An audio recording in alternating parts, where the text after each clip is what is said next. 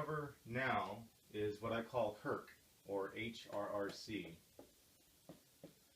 I nickname it H.R.R.C because, well, it's spelled like Hurt, but also it's what I refer to as the Hercules of my work, because it helps us to move through the stuff that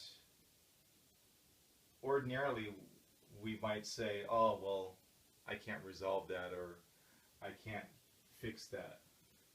The first aspect of H.R.R.C is heal.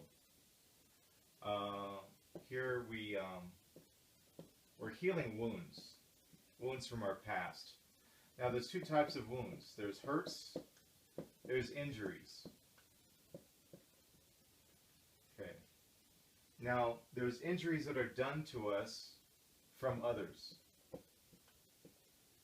And there are hurts that we inflict on ourselves. Most of these hurts are based on one injury at one point in our life from someone else. Okay?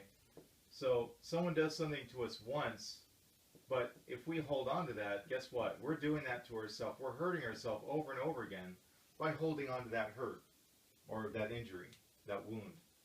Until we heal that wound, we're going to just keep hurting ourselves and, in turn, inviting other people to hurt us. Okay? Now, a lot of this requires accepting responsibility for what we're doing to ourselves. But this is the first stage of healing, is taking responsibility. We don't take responsibility, we're not healing. We're just putting band-aids over a wound and pretending it's getting better.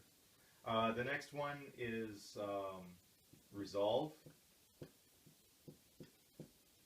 Okay, so this is resolving obstacles. What are obstacles? Obstacles are attitudes that we have, as well as assumptions that we've made. Okay. These are obstacles, because an assumption is not truth. An attitude is not necessarily who you are, but it's an attitude. It's like a mask that you, or a costume that you put on to give other people the impression that you're something that you're not. That's an attitude.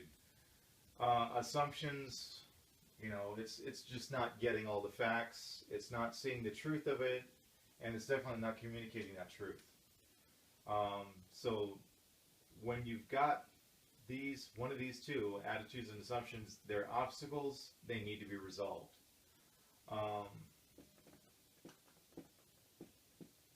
Remove hooks. Now, hooks are addictions and attachments.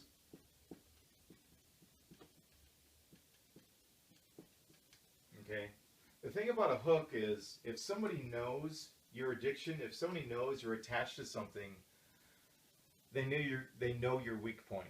Okay, that's your Achilles heel, and they're going to grab hold of it and they're going to yank it around to get the kind of reaction that they want from you. And guess what? You are a willing victim because you've got this addiction, you've got this attachment. It's a hook that's embedded in one of your 7 bodies. Your physical body could be a physical addiction, it could be a physical attachment. You have a favorite chair, you have a favorite car. That's an attachment that someone can attack, use against you to manipulate you into a reaction that they are looking for. Emotional stuff, you know, you could be emotionally attached to someone, emotionally attached or addicted to some kind of food, whatever. It doesn't have to be a drug, it doesn't have to be alcohol for it to be an addiction. It doesn't have to be expensive for it to be an attachment. An attachment is just something that links you emotionally or mentally to a specific object or person outside of yourself. Something that you cannot change, something that you cannot affect, something that is just by itself.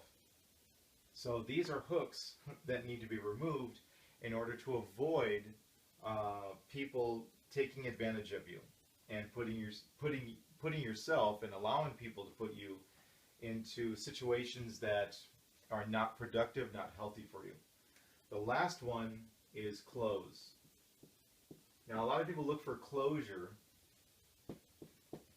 from a relationship or some kind of experience, okay? Leaving that door open for yourself invites that experience to repeat again and again and again until you close the door. When you close the door, you're basically saying no to repeating mistakes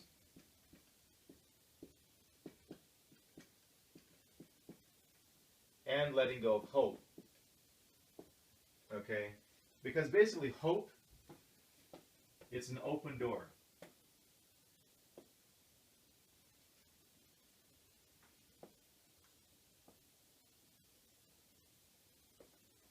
Once that door is closed, you're not hoping for someone or something to change that you have no control over.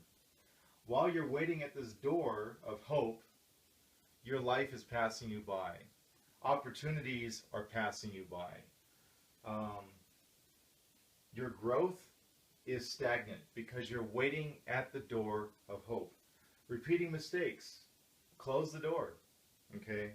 Don't wait for someone to come around. Don't wait for something to happen that's going to change what you did or what happened to you. Let the door close. Now, with these are all visual exercises. All you have to do is visualize in your mind, okay, so what happened to me here? Someone said something to me that affected me for the last 40 years of my life or whatever.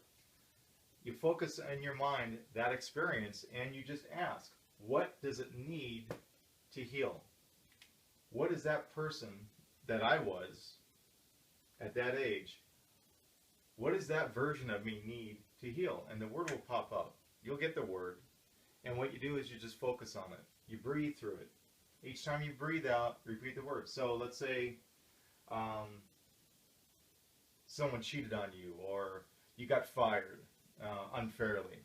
Okay, so you go to that experience and you ask yourself, okay, what do I need to heal that moment for myself?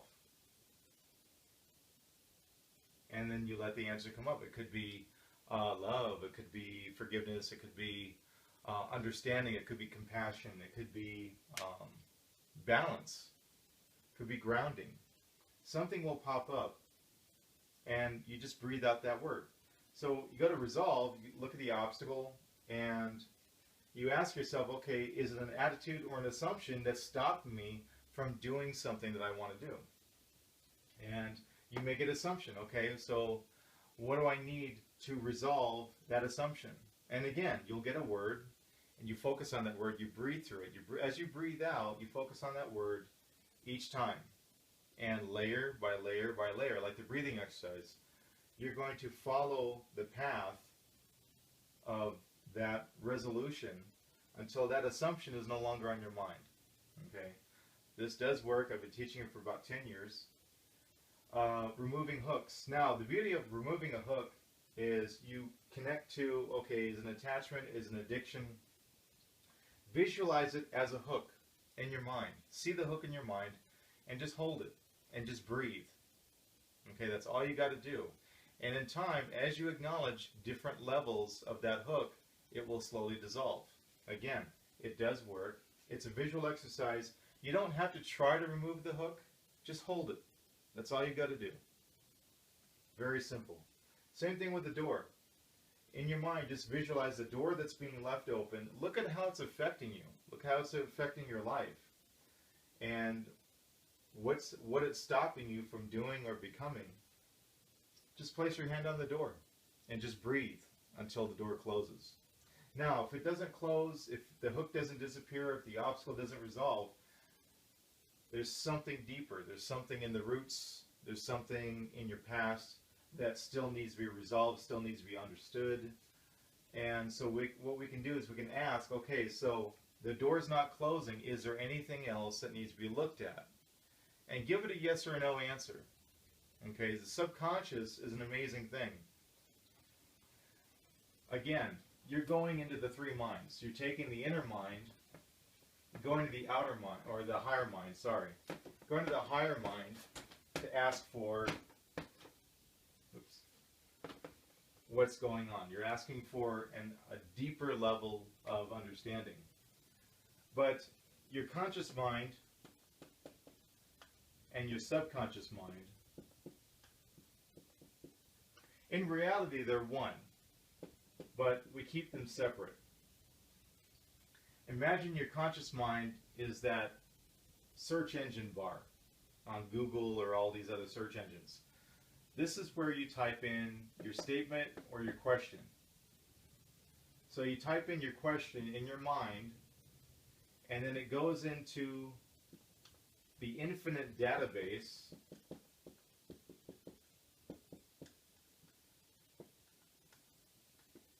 of your subconscious mind. Your subconscious mind is connected to everything in the universe.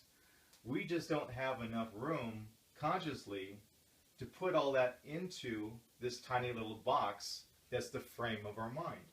So we need to take our conscious mind, our inner mind, and go into the higher mind, which sees all, which is all, which incorporates all, and go, okay, what is the first thing that pops up? What's the most important? What's the most relevant to what I'm asking for?